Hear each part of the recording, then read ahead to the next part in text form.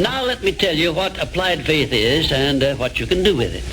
Applied faith is the mental attitude wherein you may clear your mind of all fears and doubts and direct it to the attainment of whatever you desire in life. In our first visit, I told you that you and I and every person were blessed with the privilege of complete control over but one thing, and that is the exclusive right to take possession of our own minds and direct them to the attainment of whatever we desire in life. Applied faith is a mental attitude we must cultivate and maintain before we can take complete possession of our minds.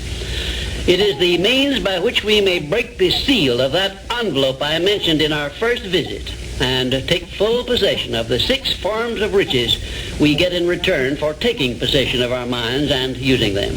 Those 6 riches were, as you may remember, sound health, peace of mind, a labor of love of your own choice, freedom from fear and worry, a positive mental attitude, and material riches of your own choice and quantity. We are now, this very moment, standing in front of the gateway which can be opened only with the great master key to success. And I'm giving you the closest clue I have yet mentioned as to how you may take possession of this key.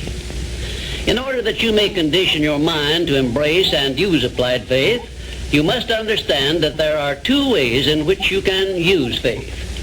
You can put it into reverse gear and use it in a negative way by allowing your mind to dwell upon the circumstances and the things you do not want, such as poverty, ill health, failure, defeat.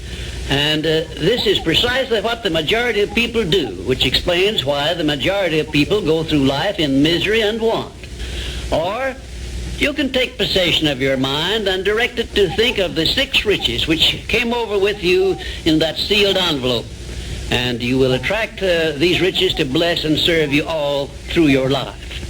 Isn't it a strange fact that most people make a negative application of their great power of faith by thinking about and believing in poverty, ill health, fear, failure, and defeat, when it would be so easy for them just to change their thinking over to the circumstances and things they desire? Now let me give you a description of the one thing which represents the main difference between a successful person and a failure. Please listen carefully and think for yourself as I speak, because failure to recognize the truth I am about to give you is the starting point of most failures. Successful people in all occupations, all professions, and all callings have one trait which distinguishes them from the failures. It is their capacity for belief. The failures see the hole in the donut, but do not see the donut around the hole. The successes see the hole also, but they see the donut around the hole. Thomas A. Edison believed that he could perfect an incandescent electric lamp, and despite the fact that he failed over 10,000 times before he was crowned with success, he made his belief uncover the secret for which he was searching. Give one guess as to how many times the average person must fail before he quits. Fails because of the lack of capacity for belief. How many times can you meet with defeat before you give up the ghost and quit? Henry Ford believed he could build a self-propelled vehicle which would take the place of the horse and buggy. And despite the ridicule of relatives and neighbors and the lack of finances, he transmuted his belief into an industrial empire which changed the entire American way of life. Mind you, Ford did this with very little education and no operating capital to begin with. Right here, let me ask you a question which may well change your entire life. You perhaps have an idea or a plan which would be useful to other people, but you have done nothing about it because you lack the self-confidence to give you a start. In other words, you are now where Henry Ford was before he built the first model of his world-famous automobile. Mr. Ford broke through that wall of fear which may now be holding you back and put his idea into operation by making use of the mastermind principle I mentioned in our second visit through an alliance with his wife. Now the question I wish to ask you is this: why don't you form a mastermind alliance with someone and begin putting your ideas to work for you? Belief is truly a magic word. because it is the beginning of all successes. It is the very foundation of civilization. It is the one quality you must develop before you can make use of the great master key to success. To be successful, you must become a person with a great capacity for belief. And the place to start believing is with yourself. You should begin by recognizing that you were born with the privilege of complete control over your own mind. You should also recognize that by the application of the master key to success, which I am passing on to you through these visits, you can take full possession of your mind and make it yield you whatever you demand in life. Observe, I use the word demand, not beg. The Creator never intended for you to beg for anything. If He had, He would not have blessed you with full control over your own mind. If your life is not what you want it to be, you can change it. As a matter of fact, you can do anything within reason that you desire to do if you embrace the principle of applied faith and keep it directed to the attainment of the things you want and off the things you do not want. I should know what I'm talking about because I was handicapped at birth by the four horsemen which keep most people in bondage all the days of their lives: poverty, fear, illiteracy, and superstition. I have discovered the master key which gives one deliverance from all the evils one does not want and opens wide the gateway to the riches which the Creator intended every person to enjoy on this earth.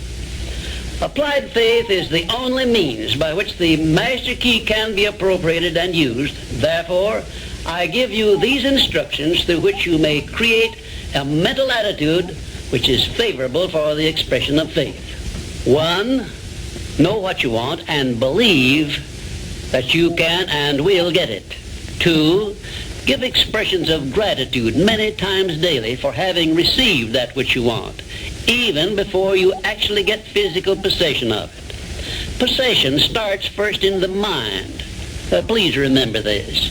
3rd, keep your mind open for hunches from within.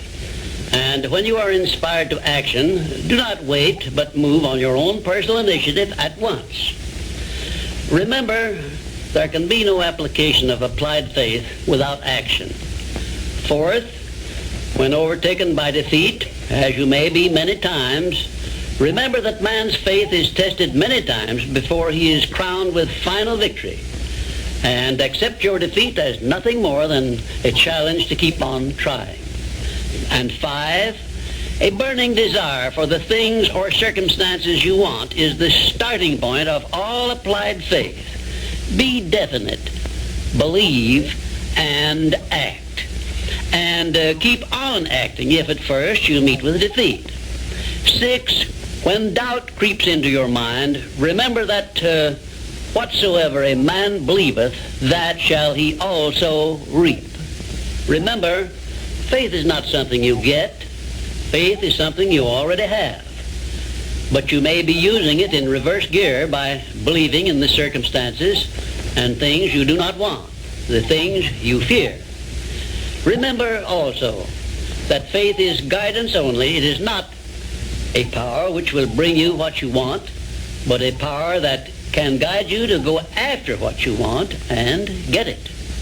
Remember, too, that your faith is limited only by your own capacity to believe. You can do whatever you make up your mind to do. I believed I could give the world a practical philosophy of success which would free men and women from their fears and limitations. I stood firmly back of that belief through 20-odd years of effort and saw my belief give freedom to millions of people. Do the thing, said Emerson, and you shall have the power. May I paraphrase this great truth by saying, believe and you shall receive. And now, until our next visit, will you please remember that your life is exactly what you make it by your own mental attitude.